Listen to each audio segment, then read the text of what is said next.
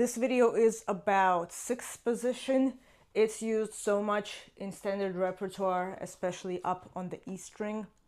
So we're gonna dive right into it. If you've seen my videos already on fifth and fourth positions, you probably know what to expect from this one.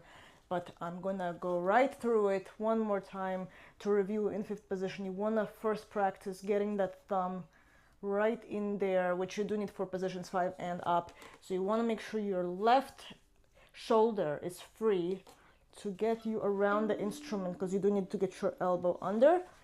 If you've never played in sixth position before, we're going to go through a couple reference points. Just like in the other positions, there's always a reference point that you can rely on. And in this one, the natural harmonic, the one in the middle of the fingerboard, in this position it falls on the second finger. So in fourth position it fell on in 4, in fifth position it's on 3, in this one it's on 2. And actually this is comfortable for the hand because the second finger can easily come from above here. You can practice balancing your instrument on your thumb like this. Make sure you're holding the violin nicely, okay? So this is not gonna go so well if your scroll is too low. Of course, in reality, we do not put our fingers flat. We want our fingers nice and round because we want to find our frame.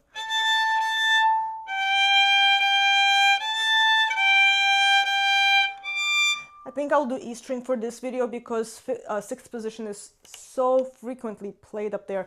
Now, how to get there in the first place? There are a few ways you can do it. You can do what we did earlier for fifth position, which is we would go from, in fifth position, we went from first position to third and then to fifth, going 1, 2, 1, 2, 1. You can do the same thing, going from second position to fourth position and then to sixth, kind of skipping a position, doing the same kind of finger pattern. If you've never done second position, I do recommend you do that first, okay? I would save sixth and seventh position for a little bit later, but you know, sometimes the repertoire suddenly demands this and we need to learn it, right? So if we put our first finger on the G here and go up,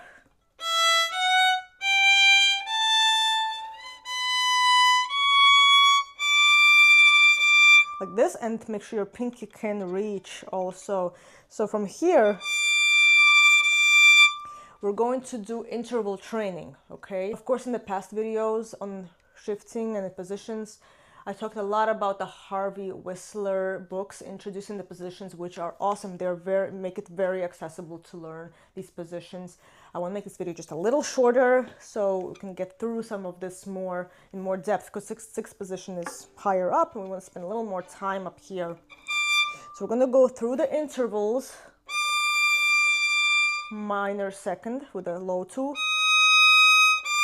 then major second, minor third, major third, and this one you can check this G with this one here. Since we are higher up on the fingerboard, notice how short our string is. We want to be in either somewhere between the middle contact point and the bridge. We want to be in this half, unless you're doing like some flotando thing, but generally speaking, we want to be a little closer to the bridge. And you can also go backwards.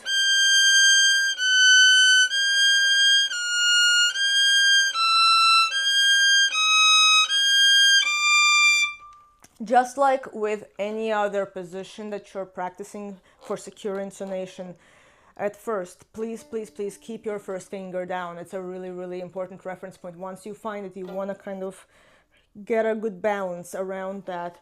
And also, of course, our natural harmonic is helping us.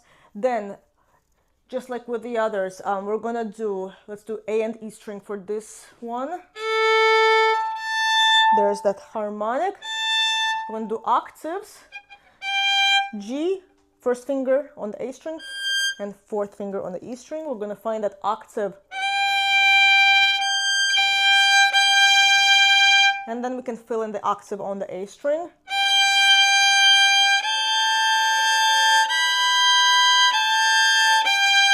can fill it in chromatically as well.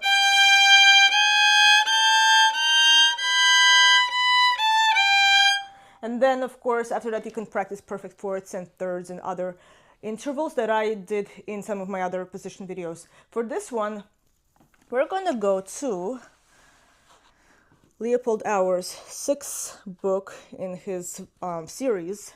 I'm going to do a couple tiny exercises from here. So on page 25 of this book, there is a string crossing kind of arpeggio exercise, more like just playing arpeggios across the strings. And it actually starts on the G string, on the note F, and it's going to be, in this case, with the first finger. Just like with fifth position, I talked in fifth position video how the finger number matches here. In sixth position, it does not match with the first position, but it does match finger numbers with the second position, actually. So in second position, this F is first finger, and in sixth position, it'll also be first finger, okay? So that's another idea that can kind of help you find your way around.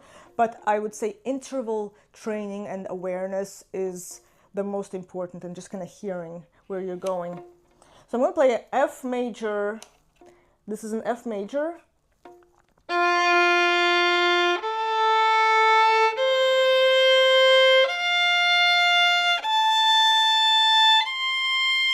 As you go through these, notice that the elbow, it needs to really be a little more involved, because we're coming around the instrument here.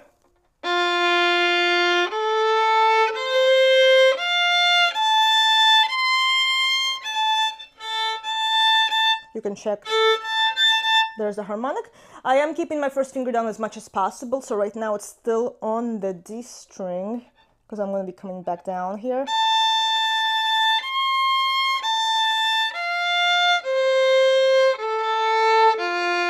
Then the next one, the measure 3 here.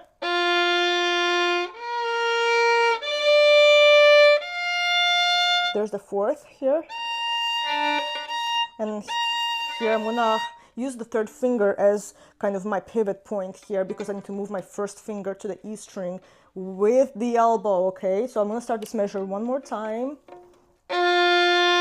Perfect 4. Third.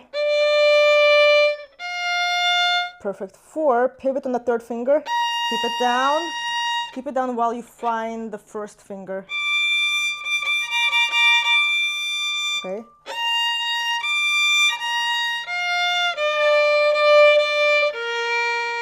Then A is third finger. So now we're on measure 5.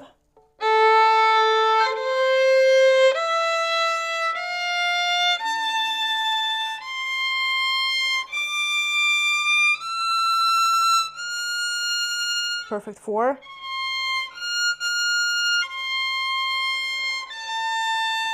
Third.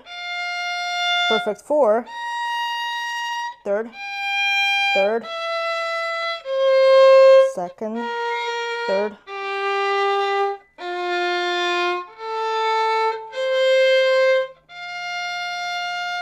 So when you first start to play within one position like this across the strings, intervals, knowing your intervals is really, really important. That's what's going to help you get faster at sight reading in high positions. That's the biggest key here. And of course also knowing what key you are in and kind of being able to hear which part of the scale you're going to and maybe which chord would belong in this part of the arpeggio sequence. Of course, if you go back to this one, I think it's really awesome because it takes etudes from other pedagogy books such as Zit or Mazas, and it includes not only staying within one position, but then once you get your footing down, you go back and start shifting to and from the position. So for example, on page 36 in this book, we get an etude shifting through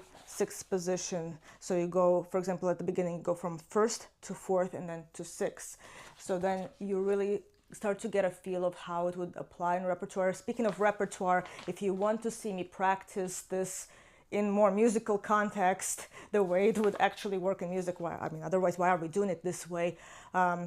do visit my Patreon community. I will leave the link down in the description below, which is I go into a lot more depth about the holistic side of a lot of what we do here on this channel and how I use it to help me with my repertoire and other things in life, and how you can find ways to apply it in yours as well. I'm going to leave the link to that down in the description below so you can go explore and check it out, and I hope to see you there. Meanwhile, if you found this video helpful, the best thing you can do is share it with a friend or a colleague that would find great value in this. That way YouTube continues to share it with the correct folks. And of course, give me a quick thumbs up down below and subscribe if you have not already done so.